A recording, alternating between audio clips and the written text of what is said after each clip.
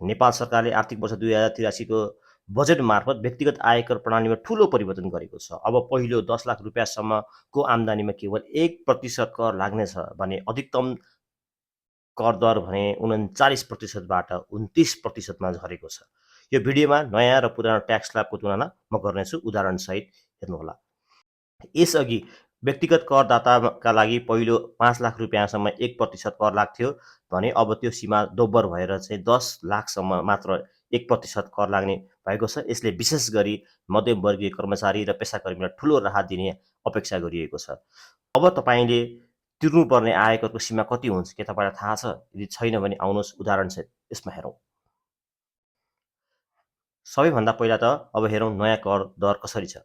पहिलो 10 लाख रुपियाँसम्म मात्र 1% कर तिर्नुपर्ने हुन्छ। त्यस पछाडि तपाईँको 10 लाखदेखि 15 लाखसम्मको थप आम्दानीमा तपाईँले 10% कर तिर्नुपर्छ र त्यस्तै गरी 15 लाखदेखि 25 लाखसम्मको आम्दानीमा तपाईँले 20% कर तिर्नुपर्छ र 25 लाखदेखि 40 लाख रुपियाँसम्म तपाईँले 27% कर तिर्नुपर्छ भने 40 लाखभन्दा माथिको आम्दानीमा तपाईँले 29% मात्रै कर तिरे पुग्छ। यदि तपाईँले चाहिँ यो नयाँ कर प्रणालीले तपाईँलाई कतिको फाइदा दिन्छ भन्ने जान्नु मन छ भने तपाईँले सबैभन्दा पहिला तपाईँको वार्षिक आम्दानी पत्ता लगाउनु पर्ने हुन्छ।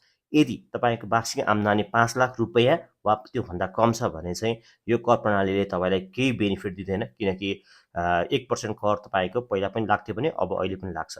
तर यदि तपाईँको आम्दानी चाहिँ 10 लाख रुपियाँ अथवा 5 लाखभन्दा बढी छ भने चाहिँ तपाईँले पक्कै पनि यो नयाँ करको हेरफेरले चाहिँ तपाईँले फाइदा कमाउनु हुनेछ।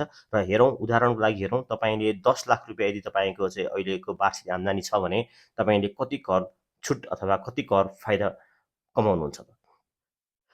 पहिलो 5 लाख रुपियाँको लागि चाहिँ तपाईँले 1%को हिसाबले 5,000 र 2 लाख, अर्को एडिसनल 2 लाखको लागि चाहिँ तपाईँले चाहिँ 20,000 रुपियाँ तिर्नुपर्ने हुन्थ्यो भने बाँकी रहेको 3 लाख रुपियाँको लागि चाहिँ तपाईँले 20%को दरले 60,000 तिर्नुपर्ने हुन्थ्यो। यसरी तपाईँको कुल ट्याक्स तपाईँले 85,000 रुपिस अथवा 85,000 रुपियाँ तिरिरहनु भएको थियो भने अब चाहिँ तपाईँको नयाँ ट्याक्स अनुसार चाहिँ तपाईँले मात्र 10,000 रुपियाँ तिरे हुन्छ र यसले गर्दा तपाईँले कुल 75,000को सेभिङ तपाईँले यहाँ गर्न सक्नुहुन्छ।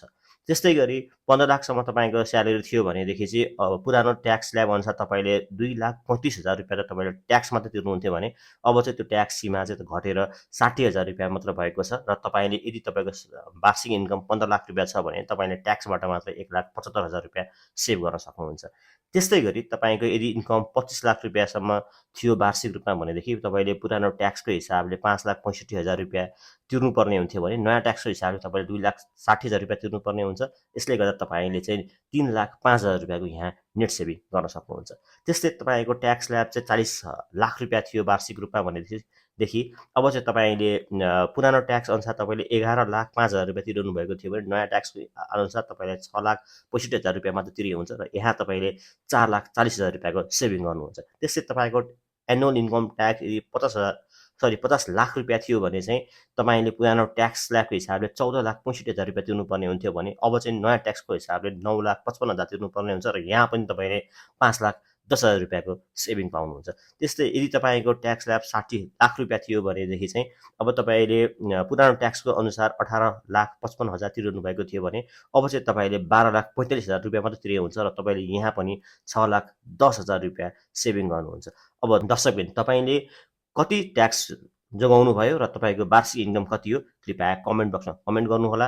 अर्को भिडियोमा फेरि भेट्नेछौँ। यस्तै भिडियोको लागि च्यानललाई लाइक, कमेन्ट र सब्सक्राइब गरिदिनु होला। धन्यवाद।